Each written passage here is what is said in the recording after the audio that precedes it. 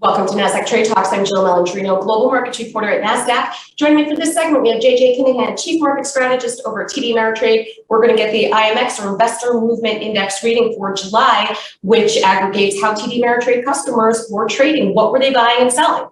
JJ, it's great to see you as always. Welcome back to Trade Talks. Thank you for having me, Jill. Always a pleasure to be here. You got it. And for July, we saw a slight downtick following a record month in June. Let's discuss some of the trends that you saw. Yeah, what we still saw, Jill, was overall our clients were buyers of equities. They were just a little bit more buyers of fixed income than we saw previously. But overall, our clients are still engaged in the markets, buying things. The primary takeaway for me in July was that our clients sort of shifted some of the names that you and I usually talk about every month in terms of what they're buying into perhaps some new names we haven't seen in either at all or in quite a while.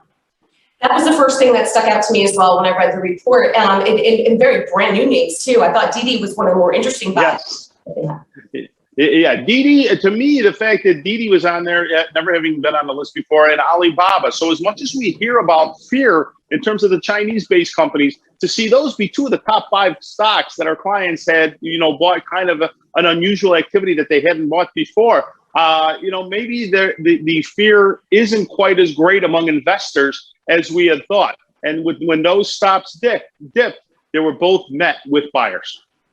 Right. And on the sell side, some of the names that we typically see TD Ameritrade clients buying, but not a surprise, JJ, they're hitting all-time highs in July.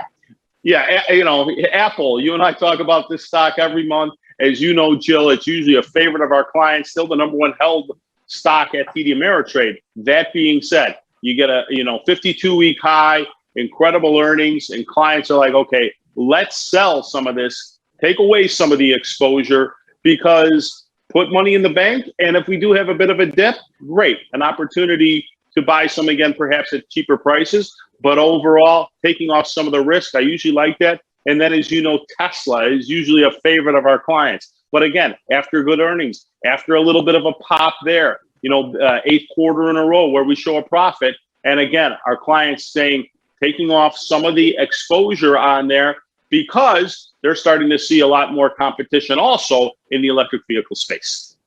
And you know what, JJ, we haven't had a 5% correction or more since October, certainly way off the March 2020 lows. Is this bull market getting a little bit long in the teeth? We have variants of COVID that we're dealing with now because the recovery up until this point has been quite strong.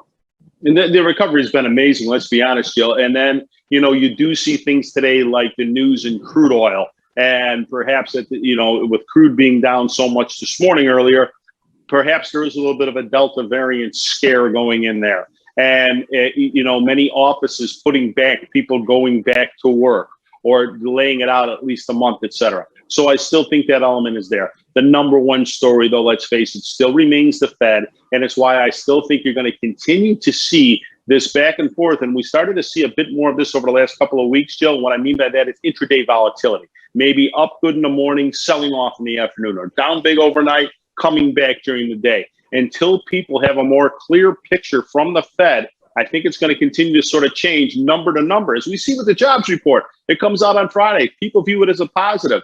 Then we on overnight, Sunday into Monday, as the rest of the world opens, it's viewed as maybe a little bit of a negative because perhaps the Fed will have to taper sooner. And that's the yo-yo I think we're going to operate on until we have some really clear picture from the Fed.